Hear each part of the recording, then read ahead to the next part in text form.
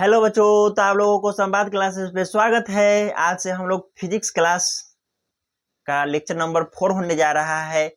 पिछले क्लास में हम लोग जाने थे प्रकाश का परावर्तन क्या है, प्रकाश के परावर्तन के कितने नियम होते हैं। तो प्रकाश के परावर्तन के 2 नियम होते हैं, नियमित परावर्तन और अनियमित परावर्तन। तो आज हम लोग जानते हैं परावर्तक सतह क्या है। तो परावर्तक सतह क्या है आप लोगों से पूछा जाएगा, तो आप लोग बोलिएगा परावर्तक सतह क्या है। तो प्रकाश की किरण जिस सतह से टकराकर अपने ही माध्यम में लौट जाती है उसे परावर्तक सतह कहते हैं। जैसे में यहां देखिए,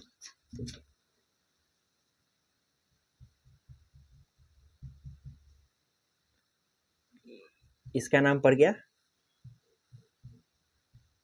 परावर्तक,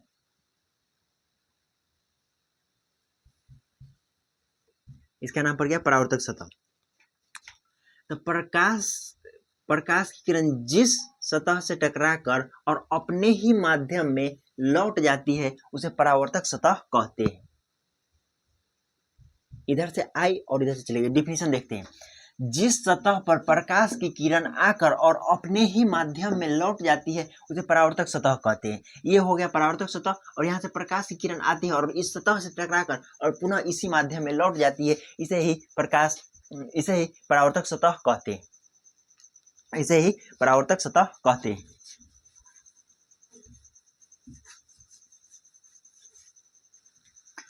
इसके बाद हम लोगों को जाना है आपतित किरण क्या है, परावर्तित किरण क्या है, आपतन बिंदु क्या है, अभिलंब क्या है।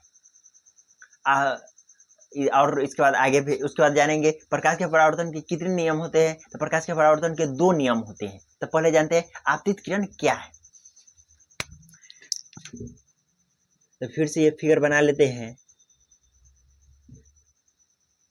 ये हो गया परावर्तक सतह। तो आप परावर्तक सतह क्या है। तो प्रकाश की किरण जिस सतह पर टकराती है उसे ही आपतित किरण कहते हैं। तो यहाँ से देखिए, ये प्रकाश की किरण आती है और इस सतह पर टकराती है, इसे ही आपतित किरण कहते हैं।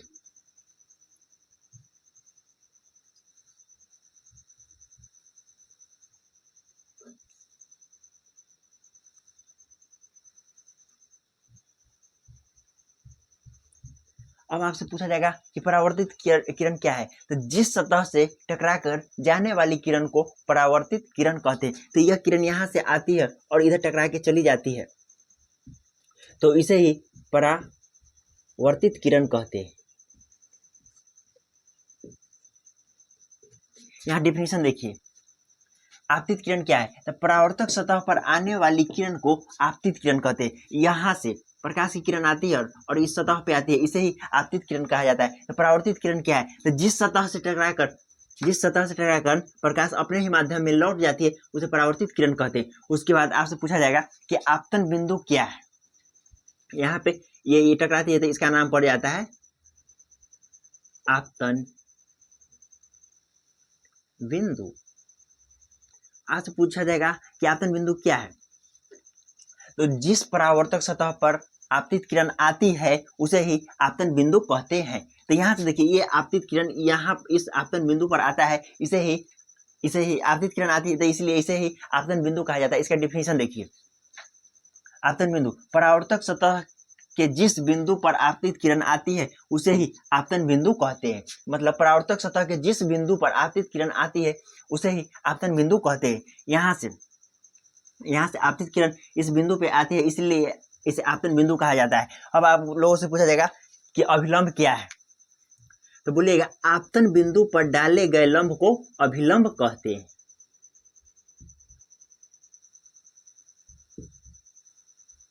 अभिलंब क्या है। तो आपतन बिंदु पर डाले गए लंब को अभिलंब कहते हैं। उसके बाद आपसे पूछा जाएगा कि आपतन कोण क्या है। आपतन कोण क्या है। तो बोलिएगा आपतित किरण और अभिलंब के बीच के कोण को आपतन कोण कहते हैं।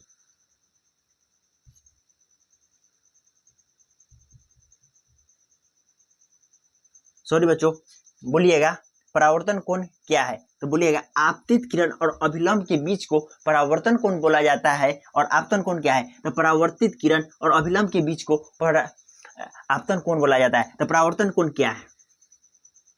इसे कहते हैं परावर्तन कोण और इसे कहते हैं आपतन कोण। इसे I से डिनोटेड किया जाता है और इसको R से डिनोटेड किया जाता है। अब हम लोग लिखते हैं आपतन अभिलंब पर देख लिए थे कि आपतन बिंदु पर डाले गए लंब को अभिलंब कहते हैं। तो फिर आपसे पूछा जाएगा कि आपतन कोण क्या होता है। तो आप लोग बोलिएगा आपतित किरण और अभिलंब के बीच के कोण को आपतन कोण कहा जाता है। यहाँ पे देखिए, इसके और इसके बीच के कोण को आपतन कोण कहा जाता है। यहाँ देखिए आपतन कोण, आपतित किरण और अभिलंब के बीच के कोण को आपतन कोण कहा जाता है। उसके बाद आपसे पूछा जाएगा कि परावर्तन कोण क्या है। तो बोलिएगा परावर्तित किरण और अभिलंब के बीच को परावर्तन कोण कहा जाता है। ये मतलब परावर्तित कोण और अभिलंब के बीच के कोण को परावर्तन कोण कहा जाता है। और आप लोग ये वाला फिगर अच्छे से कॉपी के नीचे बना लीजिएगा। उसके बाद आपसे पूछा जाएगा कि प्रकाश के परावर्तन के कितने नियम होते हैं। तो आप लोग बोलिएगा प्रकाश के परावर्तन के 2 नियम होते हैं।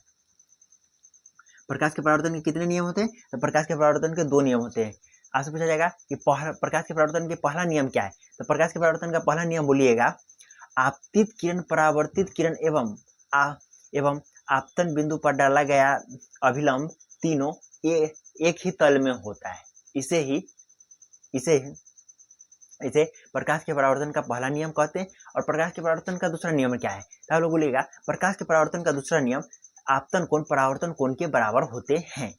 आइए हम लोग देखते हैं प्रकाश के परावर्तन के कितने नियम होते हैं। तो बोलिएगा प्रकाश के परावर्तन के 2 नियम होते हैं। प्रकाश के परावर्तन का पहला नियम क्या है? तो बोलिएगा आपतित किरण, परावर्तित किरण एवं आपतन बिंदु पर डाला गया अभिलंब एक ही तल में होता है। या लिख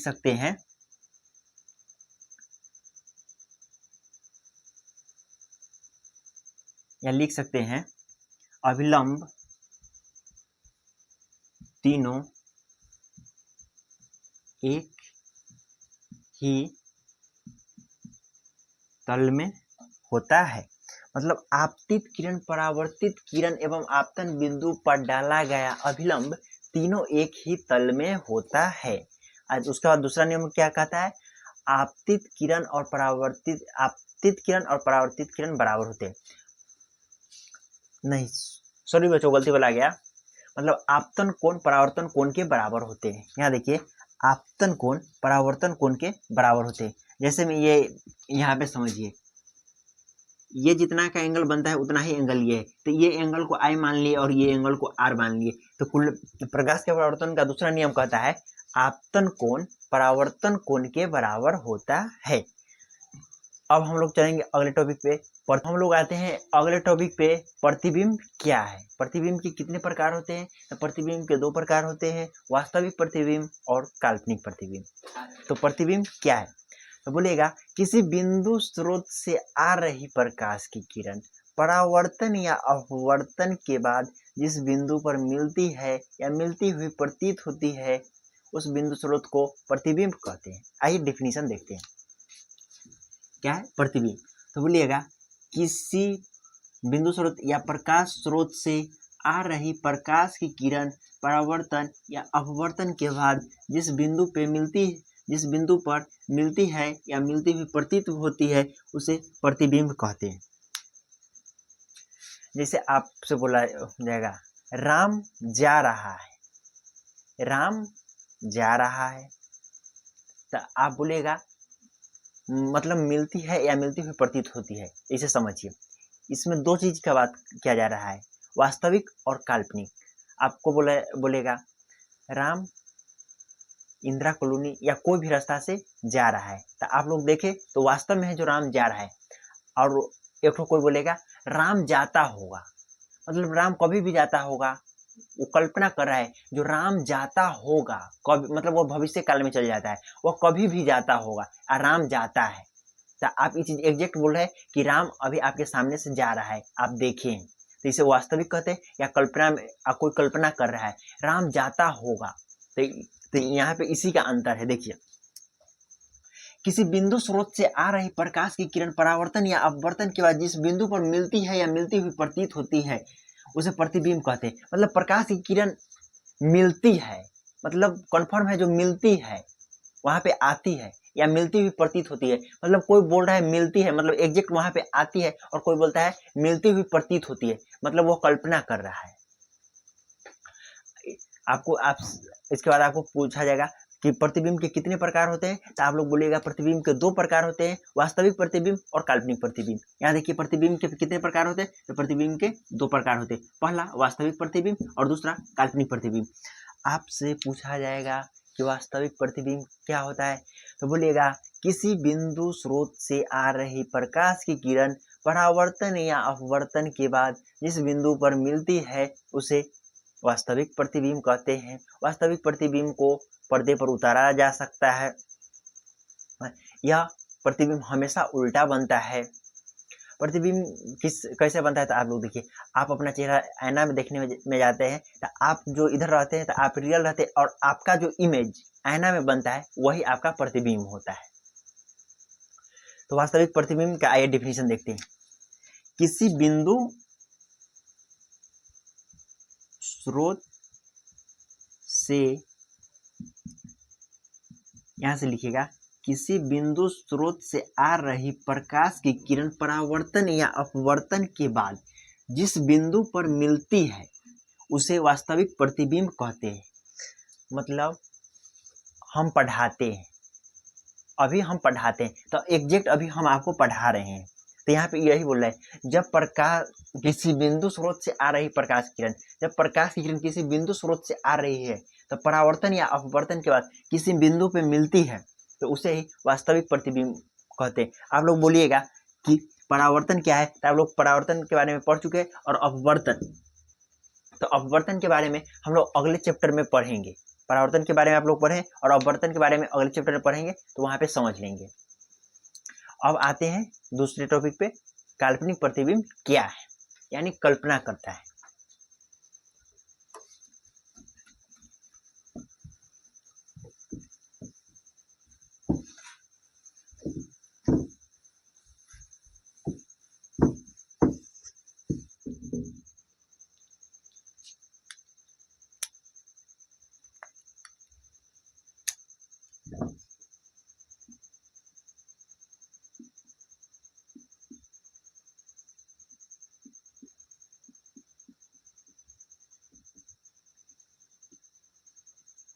तो बोलिएगा, किसी बिंदु स्रोत से आ रही प्रकाश की किरण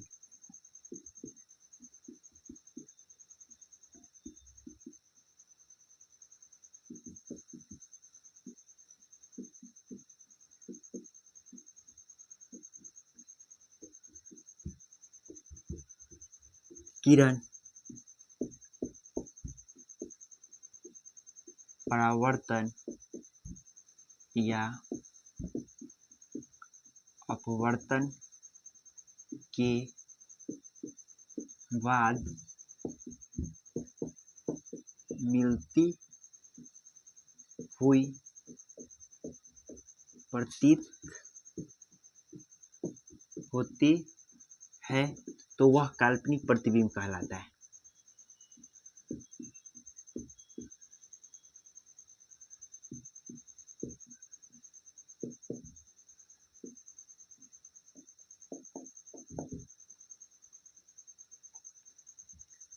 इसे पर्दे पर नहीं उतारा जा सकता।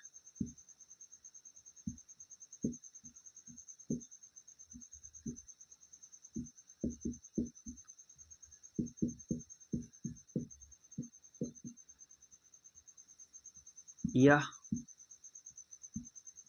हमेशा सीधा बनता है। आपसे पूछा जाएगा कि काल्पनिक प्रतिबिंब क्या है, बोलेगा किसी बिंदु स्रोत से आ रही प्रकाश की किरण परावर्तन या अपवर्तन के बाद जिस बिंदु पर मिलती हुई प्रतीत होती है उसे काल्पनिक प्रतिबिंब कहते हैं। मतलब कोई कल्पना कर रहा है कि वहां पर मिलेगा, जब प्रकाश किरण आएगा ना तो कोई एक ठो मानिए यहाँ पे बिंदु बना दिया और कोई यहाँ पे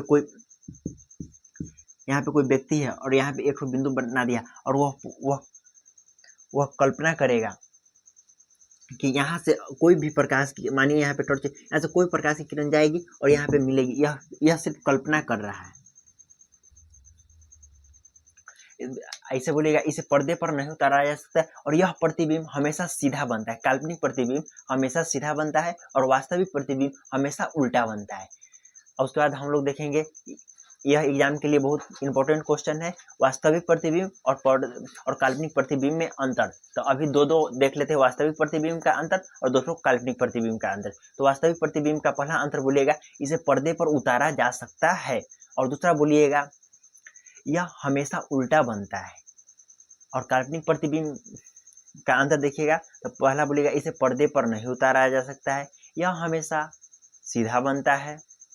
और इसका लगभग हम लोग 5 ठो अंतर देखेंगे अगले क्लास में, और इसके आगे पढ़ेंगे बी परिवर्तन क्या है, पार्श्व परिवर्तन क्या है, दर्पण क्या है, हम लोग इसके बारे में पढ़ेंगे। आज भर के लिए इतना ही, मिलते हैं हम लोग अगले क्लास में।